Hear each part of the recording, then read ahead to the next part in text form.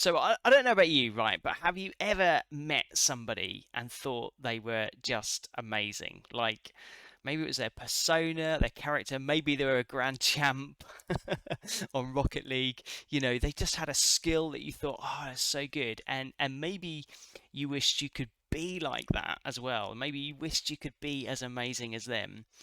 And actually, when you kind of thought about yourself or reflected on yourself, you thought, actually, I feel a bit disappointed. I'm not that good. I don't have that skill, that persona, that character. I could never be like that. And maybe you felt a bit negative or down about yourself. So there's this guy in the Bible called Elijah.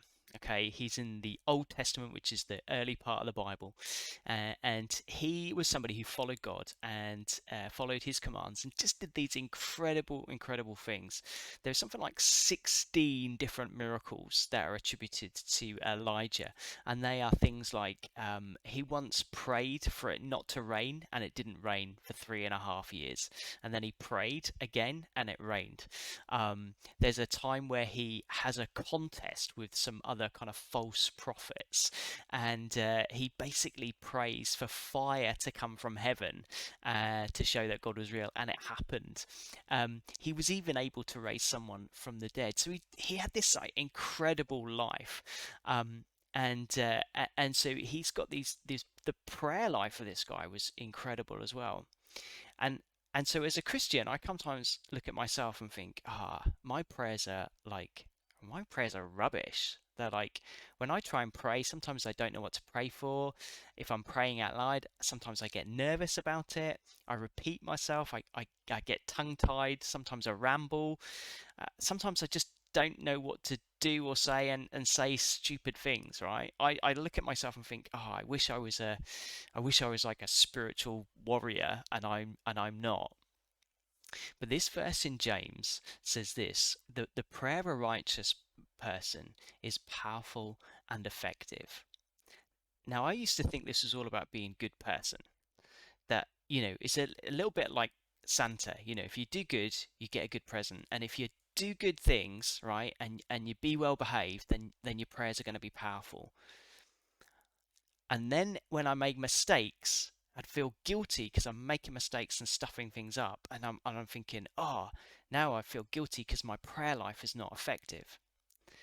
But right, the Bible also says that our good works does not make us righteous. The only person that can make us righteous is Jesus. He makes us righteous because of his work on the cross. He died to offer forgiveness for us. And if we trust in him and follow him, then he makes us righteous. It's not about the good stuff that I do or even the bad stuff that I try to avoid. It's because of Jesus' work on the cross. So that means if I'm trusting in Jesus, if I'm following him, then I am righteous. And therefore, my prayers are powerful and effective. And that's why James also says, like Elijah, he was a human being, even as we are. He prayed earnestly that it would not rain, and it did not rain on the land for 3.5 years. Again he reigned, and the heavens gave rain, and the earth produced its crops. In other words, what James is saying is I know how incredible Elijah was, all of his miracles, but then at the same time, he was just an ordinary bloke. He was someone who got things wrong.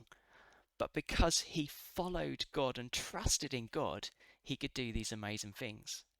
And see, the same is true for you and for me.